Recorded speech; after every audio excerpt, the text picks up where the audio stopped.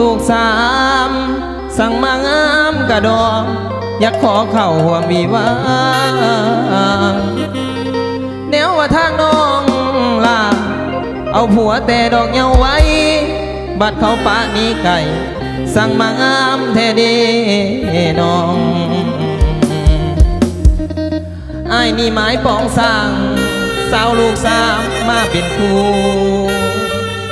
ขอดูแลลูกน้อยสามคนนั้น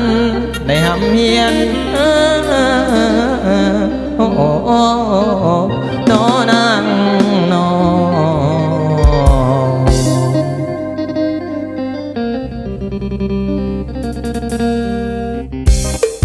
เอาสดๆพี่น้องสดๆเด้อ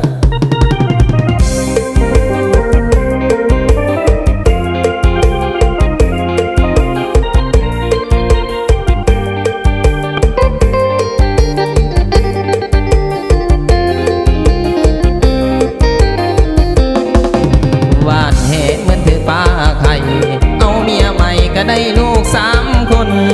หมอต้องทำหมอกำให้ยากให้มันลำบากตักน้ำดังไฟแต่งงานแล้วมีลูกไว้ใส่มันแสนภูมิใจฮักแม่ฮักลูกสามผ่านสายอายบ่สะเทือนมันบ่ได้เจือนคือตะฝั่งสี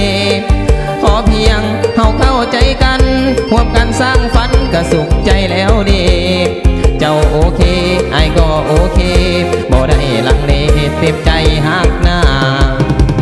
โอ้แม่ห้างลูกสามน้องมีความงามสำนักเฮียนหมอผิวพรรณยังเต่งยังตึงนับว่าเป็นหนึ่งบ่มีไผทอ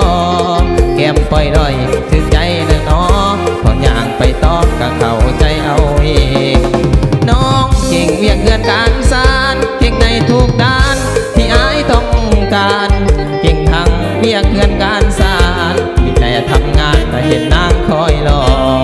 มันกินใจตอนถามว่าเมื่อยบ่อายมักแห้งกระดอกกะเข้าใจยามนอน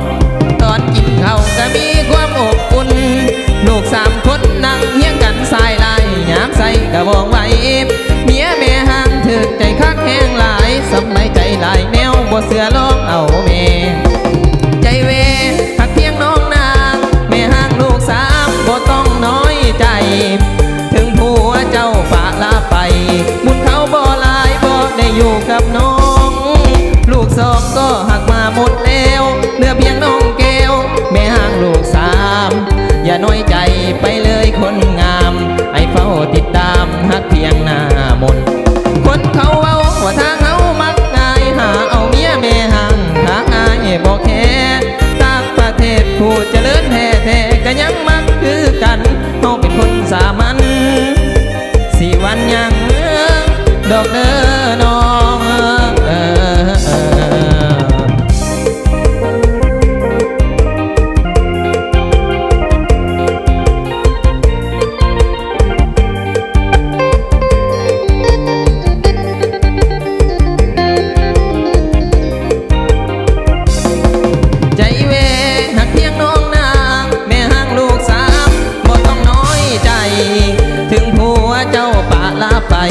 บุญเขาบ่หลายบ่ได้อยู่กับน้อง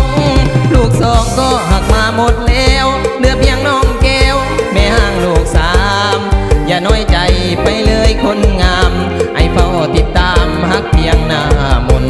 คนเขาเอาว่าทางเขามักง่ายหาเอาเมียแม่ห่างทางง่ายบ่แค่ต่างประเทศผู้เจริญแท้ก็ยังมักคือกันเขาเป็นคนสามัญสิวันยังดอกเตอร์น้อง